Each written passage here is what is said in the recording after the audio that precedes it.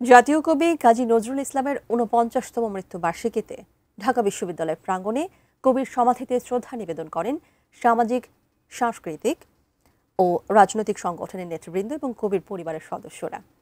কাজী নজরুল ইসলামের অসাম্প্রদায়িক চেতনা বিশ্বে ছড়িয়ে দেওয়ার আহ্বান জানান তারা। কাজী সাইমুম জান্নাত প্রভার প্রতিবেদন।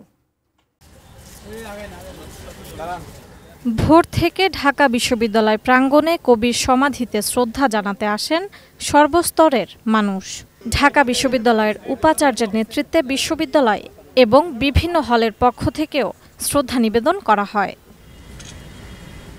শ্রদ্ধা নিবেদন শেষে বিএনপির সিনিয়র যুগ্ম মহাসচিব রুহুল কবির রিজভী বলেন, উন্নত ও গণতান্ত্রিক সমাজ প্রতিষ্ঠার মূল প্রেরণার নাম কাজী নজরুল ইসলাম। তার লেখা যতদিন আছে ততদিন এই দেশের মানুষ মাথা নত করবে না। চক্রান্ত এবং ষড়যন্ত্রের ভেতরে আমরা বাস করছি।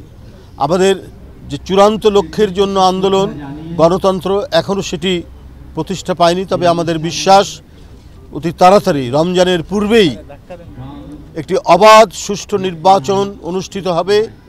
যারা বাংলাদেশের স্বাধীনতা ও সার্বভৌমত্ব নিয়ে প্রশ্ন করেছে তারাই ভোটকে বাধাগ্রস্ত করতে চান বলে মন্তব্য করে বাংলাদেশ লেবার পার্টির নেতারা। ভোটের পদ্ধতি নিয়ে জনমনে বিভ্রান্তি সৃষ্টি করা হচ্ছে উল্লেখ করে পিআর পদ্ধতিতে নির্বাচন যোগ্য নেতৃত্ব এনে দেবে না বলে মনে করেন তারা।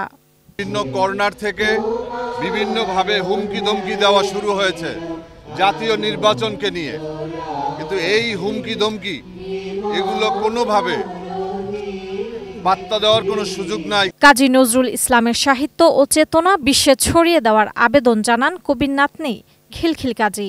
পাঠ্যপুস্তকে অন্তর্ভুক্তির মাধ্যমে আরও বেশি নজরুল রচনা অন্তর্ভুক্ত করার আহ্বানও জানান তিনি। কাজী নজরুল ইসলামকে বহির্বিশ্বে পৌঁছানোর জন্য তার রচনাবলী, অনুবাদ এবং তার যাবতীয় কর্ম, সেগুলো অনুবাদের মাধ্যমে আমরা যেন বহির্বিশ্বে তাকে পরিচিত করতে পারি। এছাড়া নজরুল চর্চা সমুন্নত রাখার অঙ্গীকার করেন ঢাকা বিশ্ববিদ্যালয়ের উপাচার্য অধ্যাপক ডক্টর নিয়াজ আহমেদ খান।